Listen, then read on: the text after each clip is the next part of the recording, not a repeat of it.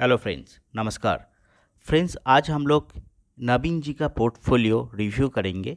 नवीन जी का जो पोर्टफोलियो है वो बहुत ही उसका लॉस में है, क्योंकि उन्होंने इन्वेस्टमेंट सही तरीके से नहीं किया है।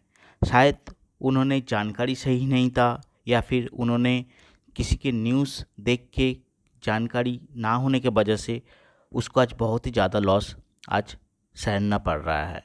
तो मुझे उन्होंने स्क्रीनशॉट भेजा है उसका पोर्टफोलियो का स्क्रीनशॉट, तो वो आपके साथ भी हम लोग रिव्यू करेंगे सबके साथ, सो दैट आपको भी पता चले कि बैड इन्वेस्टमेंट का क्या रिज़ल्ट होता है। तो आप भी अवॉइड कीजिए ऐसे इन्वेस्टमेंट स्ट्रैटेजी का। और आपका अगर पोर्टफोलियो का स्क्रीनशॉट भेजना चाहते हैं तो मेरा मेल आईडी आपको मिल जाएगा डिस्क्रिप्शन बॉक्स में, तो वहाँ पे भेज सकते हैं। फिर हम लोग वहाँ पे रिव्यू कर सकते हैं और आपको थोड़ा सा सजेशन दे सकते हैं। ठीक है, तो चलते आज देख लेते हैं कि नवीन जी का पोर्टफोलियो कैसा है। तो देखिए, जो फर्स्ट जो स्टॉक्स है नवीन जी ने इन्वेस्ट किया है वो है फ्यूचर कंज्यूमर लिमिटेड ने, जो कि अभी बहुत ही ख़राब सिचुएशन में है। आप लोगों को पता है कि रिलायंस और फ्यूचर ग्रुप का एक डील होने वाला है, बट वो अभी भी लीगल बैटल के ज़रिए वो अभी भी सुप्रीम कोर्ट में और सिंगापुर में कोर्ट में अमेज़न ने जैसे फाइल दाखिल किया, तो ये अभी प्रॉब्लम में है। ठीक है, डील अभी रिलायंस और फ्यूचर का डील अभी नहीं होने वाला है। उन्होंने शायद ये डील की वजह से शायद इन्वेस्टमेंट किया था। तो आप लोग देख सकते हो कि कितना बढ़िया उसको लॉस अभी यहाँ पे हो रहा है। 37,000 का लॉस, 37,000 से भी ज़्यादा लॉस इनको फ्यूचर कंज्यूमर लिमिटेड में हो रहा है। इन्होंने बहुत भारी रकम से इन्वेस्टमेंट किया है। क्वांटिटी कितना, वन वन 10,000 का क्वांटिटी इन्होंने लिया है फ्यूचर कंज्यूमर लिमिटेड में। और इसका जो करेंट प्राइस है आप लोग देख सकते हो, ₹7.40 है। ठीक है, और इसका एवरेज कॉस्ट प्राइस है 11.16, यानी इन्होंने 11.16 रुपीज़ में ख़रीदा है फ्यूचर कंज्यूमर को 10,000 क्वांटिटी। और बट इसका करेंट मार्केट प्राइस ₹7.40 ही है। तो बहुत ही बड़ा लॉस है इनको। फ्यूचर कंज्यूमर को छोड़ के अगर इन्होंने मार्केट लीडर जैसे टाटा कंज्यूमर पर इन्वेस्ट करते आज, तो उसको बहुत ही ज़्यादा प्रॉफिट हो जाता और उसको लॉन्ग टर्म में भी इनको बहुत अच्छा गेन मिल सकता था। बट हम लोग बैड स्टॉक्स इन्होंने सिलेक्ट किया है। शायद इसको अभी इतना लॉस है तो अभी निकल भी नहीं सकते। तो नवीन जी को यही में सजेशन रहेगा कि आप बने रहिए थोड़े दिन के लिए और देखिए कि डील होता है कि नहीं, क्योंकि आपको ऑलरेडी बहुत नुकसान में है, बहुत लॉस है आपका। तो स्टे करने के अलावा कोई आपको ऑप्शन अभी नहीं है कि कितना बड़ा लॉस है। और रिलायंस का अगर डील हो जाता है तो शायद आपका प्राइस से ये ऊपर हो जाएगा।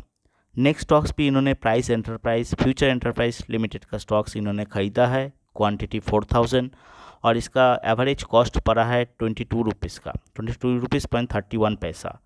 तो इसका भी बहुत ही बड़ा लॉस यहाँ पे देखने के लिए मिल रहा है। 50,000 से भी ऊपर 50,600 का लॉस यहाँ पे डायरेक्ट इसको लॉस मिल रहा है। और इसका जो करेंट प्राइस चल रहा है ₹9.65। तो क्या क्या बताया जाए इसके बारे में। फ्यूचर एंटरप्राइज लिमिटेड का फ्यूचर अभी नहीं है। अभी रिलायंस के साथ इसका डील अगर होता है तो ये ₹22 कब आएगा, आई डोंट नो, बिकॉज इसमें गलत एंट्री आपने किया है। आपको शायद 1 साल 2 साल वेट कीजिए। अगर डील होता है, आपका किस्मत है, तो आपको 1 साल 2 साल में मुनाफा मिल सकता है। बट आप अगर आपको एवरेज कॉस्ट भी मिल जाता है आफ्टर डील, तो बेच के निकल जाइए जितना जल्दी हो सके। ठीक है, तो moving on to the next, आपका जो स्टॉक्स ने बताया उसका, तो इंडियन रेलवे प्राइस पर IRFC ने भी इन्होंने इन्वेस्टमेंट करके रखा है। मैं देख रहा हूँ हर स्टॉक्स में इन्होंने बहुत बड़ा एक क्वांटिटी खरीद के रखा है 5,000 का। और इसके एवरेज कॉस्ट पड़ा है ₹25.58। तो इंडियन रेलवे फाइनेंस पर इन्होंने शायद प्राइस इतना छोटा है इसलिए शायद इन्वेस्टमेंट किया है। बट ठीक स्टॉक है, ख़राब स्टॉक्स मैं नहीं बताऊंगा। बट आपको लॉस हो रहा है ₹23.50 का अभी इसका करेंट प्राइस है। तो आप इसको होल्ड करके रखिए, आपको बहुत ही ज़्यादा लॉस यहाँ पे भी हो रहा है, 10,000 का लॉस। तो यहाँ पे बन के रहिए, होल्ड कीजिए स्टॉक्स को फॉर लॉन्ग टर्म। ये आपका पैसा शायद अभी प्रॉफिट होगा लॉन्ग टर्म में। This is one of the good stocks, but इससे भी बेहतर स्टॉक्स था जो आप चुन सकते थे। एनीवे और एक स्टॉक्स मुझे देखने के बाद हैरानी हो रहा है कि इन्होंने इतना मतलब पुराना शेयर्स अभी भी पोर्टफोलियो में क्यों रखा है। शायद पोर्टफोलियो में ऑलरेडी है तो इन्होंने शायद रिमूव नहीं कर पा रहा है। इन्होंने 500 किंगफिशर एयरलाइंस का स्टॉक्स है जो अभी है ही नहीं, जो अभी कंपनी बंद हो गया, तो इसको भी इस यहाँ पे भी इसको लॉस हुआ है। तो इसको शायद आपको रिमूव करना पड़ेगा और आपको लॉस बुकिंग तो ऑलरेडी हो चुका है क्योंकि कंपनी अभी नहीं है। ठीक, आपको शायद जानकारी होगा बट आपका पोर्टफोलियो में ये है क्योंकि आपका ये रिकॉर्ड दिखा रहा है, इसलिए आपका स्क्रीनशॉट में भी ये आ गया। ठीक है, तो नेक्स्ट स्टॉक्स में आपका क्या है, पी फाइजर। तो पी फाइजर अच्छा मेडिकल सेक्टर में, हेल्थ केयर सेक्टर में आपने इन्वेस्ट किए हो, आपका टोटल इन्वेस्टमेंट बहुत ही बड़ा इन्वेस्टमेंट आप करते हो नवीन जी। 2,70,000 का इन्वेस्टमेंट, 2,07,000 के इन्वेस्टमेंट आपने किया है।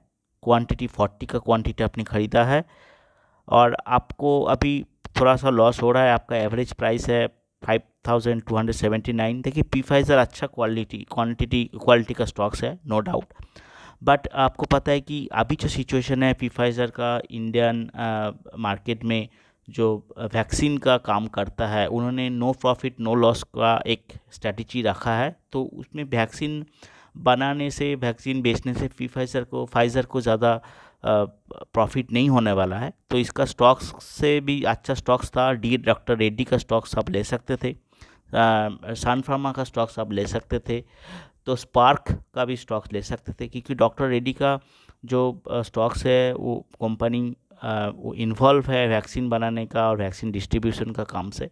बट फाइज़र का अभी भी नो लॉस नो प्रॉफिट का एक स्ट्रेटजी अभी बनेगा इंडियन गवर्नमेंट के साथ।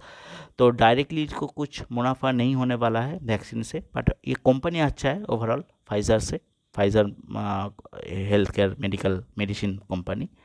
तो आपको होल्ड करना है ये स्टॉक्स भी। तो इससे भी बढ़िया स्टॉक्स था, आप मार्केट लीडर जो है उससे आप इन्वेस्टेड कर सकते थे, बट आपको होल्ड करने के अलावा कोई चारा नहीं है नवीन जी। तो देख लेते हैं नेक्स्ट स्टॉक्स के बारे में। नेक्स्ट स्टॉक्स वरुण इंडस्ट्रीज़, ये भी नहीं है अभी, ये तो बहुत पहले ये स्टॉक्स मार्केट से चला गया। आपने बहुत भारी इन्वेस्टमेंट किया था, 41,000 का लॉस आपको दिखा रहा है। वरुण इंडस्ट्रीज तो अभी NSE BSE में अभी है ही नहीं, आपको शायद पता होगा बट आपका पोर्टफोलियो रिकॉर्ड में ये है तो मैं ये बोल रहा हूँ। नेक्स्ट आपका जो स्टॉक्स है येस बैंक, ये अभी भी है, बट येस बैंक पे आपने क्यों इन्वेस्ट किया नवीन जी, अगर आप सुन रहे हैं तो येस बैंक देखिए, एक क्या बोलूँ, इसमें बहुत एक न्यूज़ आया था, इसको पेनी स्टॉक्स में से बोला जाता है, तो आपने शायद पेनी स्टॉक्स देख के इन्वेस्ट किया है। आपका एवरेज प्राइस है 17 रुपीज़ 17 पैसा, आपका क्वांटिटी भी बहुत बड़ा है 5,000 का।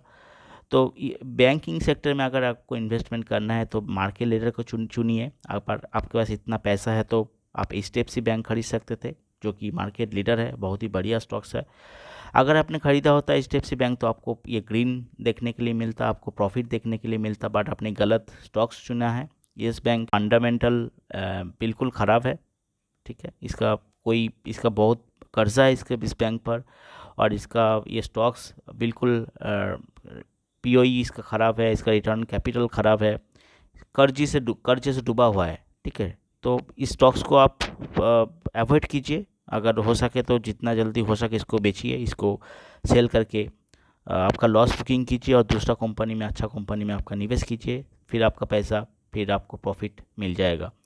ख़राब कंपनी से निवेश करने से कुछ फ़ायदा होगा नहीं, चाहे वो छोटा पेनी स्टॉक से क्यों ना हो। हमेशा क्वालिटी स्टॉक्स में इन्वेस्ट कीजिए सो दैट आपका पैसा प्रॉफिट मिले आपको। ठीक है, तो जीत करने का कोई फ़ायदा होगा नहीं यहाँ पे नवीन जी, आपको ये स्टॉक्स बेचना पड़ेगा, सेल करना पड़ेगा।